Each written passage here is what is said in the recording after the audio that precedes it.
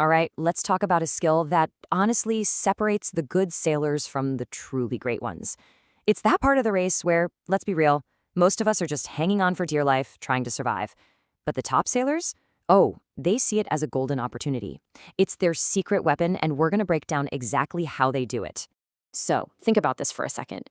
You're in a tight race. Maybe you're trying to catch up, or maybe you're out front and you want to just crush the competition and leave them in your wake. There is one specific moment, especially when the wind is howling, where you can make huge gains. What do you think it is? Yep, that's the one. High-speed reaching. When it's blowing hard, this is your moment. This is where you can literally fly past other boats. It looks a little wild, it's super dynamic, but there's a method to the madness. And today, we're going to unpack how the pros make it look so darn easy. So, here's our game plan. First, we'll talk about why this is such an overlooked advantage in the first place. Then, we're getting into the nitty-gritty, how to set up your boat for pure speed, how to use your body as a key tool, and then the real game changer, steering with your sail. And we'll wrap it all up with what we're calling the planing mindset. Okay, first things first, let's get the big picture. For a lot of sailors, a windy reach is just about damage control, right? Don't break anything, don't capsize. But for the elite racers, it's a massive opportunity. It's their chance to put the hammer down and really make a move that wins the race. Now, the secret here, it's not about doing just one thing right.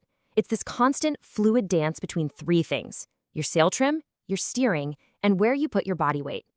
You get those three working together in perfect sync, and wow, you unlock some serious speed. Let's start at the beginning, setting up your boat. You can't expect to go fast if the boat itself is fighting you every step of the way. Getting this right before you even round the mark onto the reach, well, that's half the battle won right there.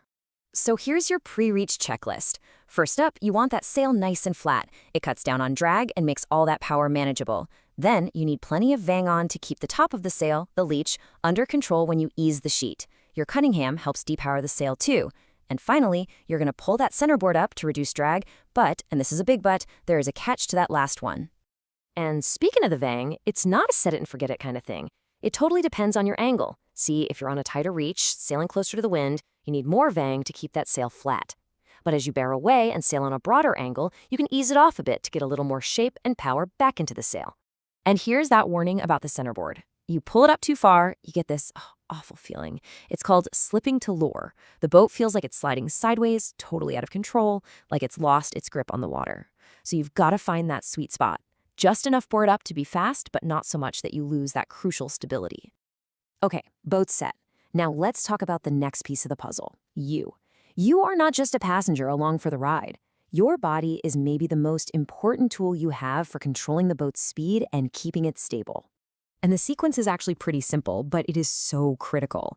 As the boat starts to accelerate and take off, you start shifting your weight back. You're trying to get that bow to lift up out of the water, which cuts down on drag. Once you're fully planing, just skimming across the surface, you get as far back and out as you possibly can. You want to lock that feeling in. The end goal is to achieve this, a rock-solid, consistent hiking posture. This is what keeps the boat flat and balanced and just lets it fly. You got to remember, any sudden, jerky movement from you goes straight into the boat, destabilizes it, and kills your speed.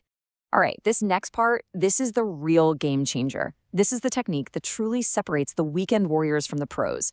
We're going to talk about pretty much ditching your rudder and learning to steer with your main sheet instead. It's a little counterintuitive, but stick with me. This right here, this is the mantra. Think about it. Every single time you move your rudder, you're essentially putting on the brakes. It creates drag, and it scrubs off precious speed. The pros know this, so they do everything they can to use the power in the sail to direct the boat instead. So how on earth does that work? Well, it's a beautiful, simple relationship. Your main sheet basically becomes your steering wheel and your gas pedal all in one.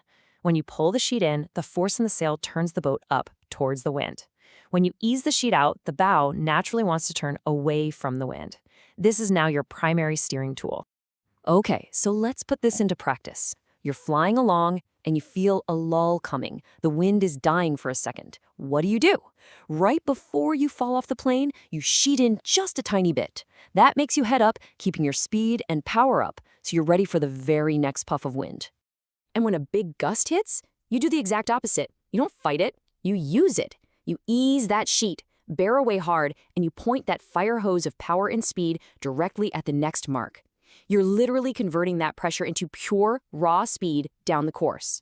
So you can see your path to the next mark isn't some dead straight line. It's way more dynamic. Your real goal is just to keep your average speed as high as possible.